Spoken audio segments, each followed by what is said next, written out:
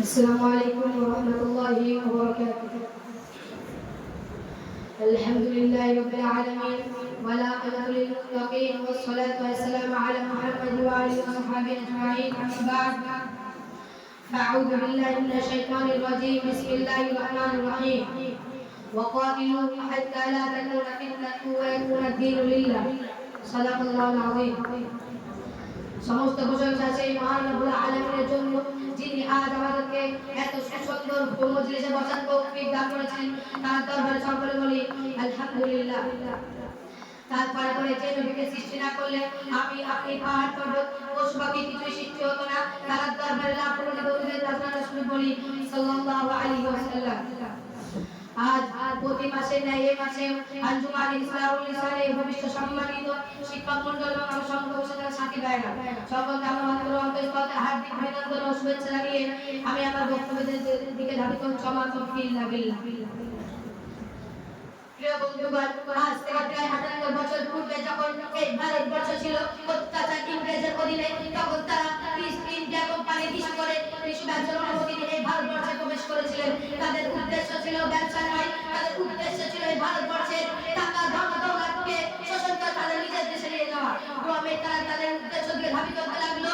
তারা শুধুমাত্র ভারতের ধন দৌলত টাকা পয়সা শোষণ করে তারা খেলতে হয়নি, প্রতি ভারতের মানুষের প্রতি অত্যাচার অন্যায় অবিচার নির্যাতন চালাতো এবং তাদেরকে এই ঘোষণা করে দিয়েছিল যে যে মানুষের এই ঘোষণা করে দিয়েছিল ভারতের মানুষের কোনো ধর্মীয় স্বাধীনতা দেওয়া হবে না।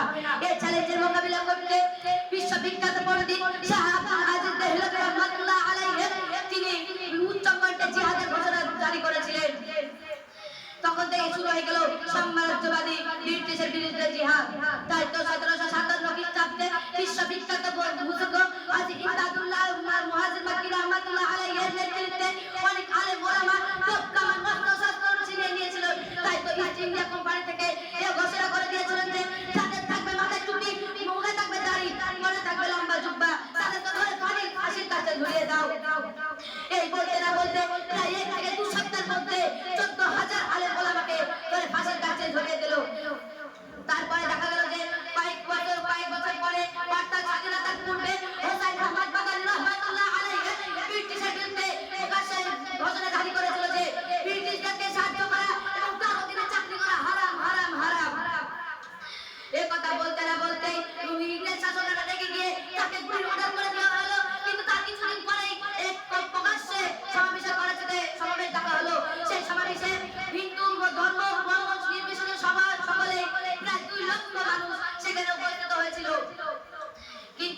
কিন্তু সবাই জানতো যে এখানে হোসেন আহমদ বাদানী রাহমাতুল্লাহ আলাইহি উপস্থিত হবে না, কারণ হোসেন আহমদ বাদানী রাহমাতুল্লাহ আলাইহিকে ইংরেজের তরফ থেকে গুলির অর্ডার করে দেওয়া হয়েছিল।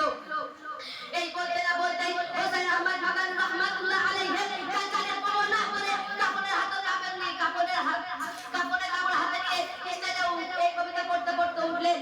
ये फिर ये बुलबुल चोंच में, ये फिर ये बुलबुल चोंच में, नेता शहीद गुलशन ने कहा है, अंग्रेज को किताब करके कहा, मुझे खिलौना समझ कर बर्बाद नहीं करना, हम भी किसी को बनाए हुए हैं। এই বলতে না বলতেই হযরত হুসাইন আহমদ বাদানী রাহমাতুল্লাহ আলাইহি ইংরেজদের বিরুদ্ধে প্রকাশ্য বক্তব্য জারি করতে লাগলেন। কিন্তু ইংরেজ শাসকেরা রেগে গিয়ে চতুর্দিক থেকে গুলি চালাতে আরম্ভ করে দিলেন। কিন্তু আল্লাহ কি কারিশমা দেখুন, হুসাইন আহমদ বাদানী রাহমাতুল্লাহ আলাইহি গায়ে একটা গুলিও স্পর্শ করতে পারল না। সকলে বলি সুবহানাল্লাহি ওয়া বিহামদিহি সুবহানাল্লাহিল আযীম।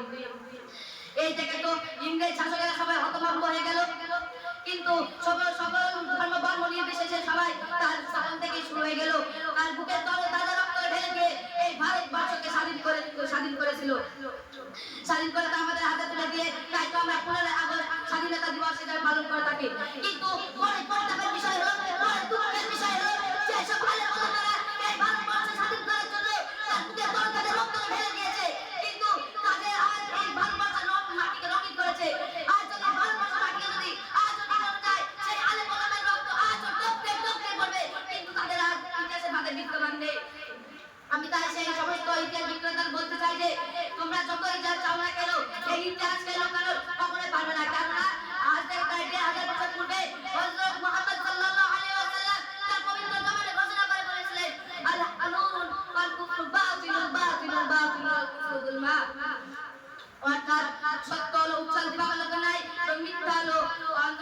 ভালোবাসেন নাই।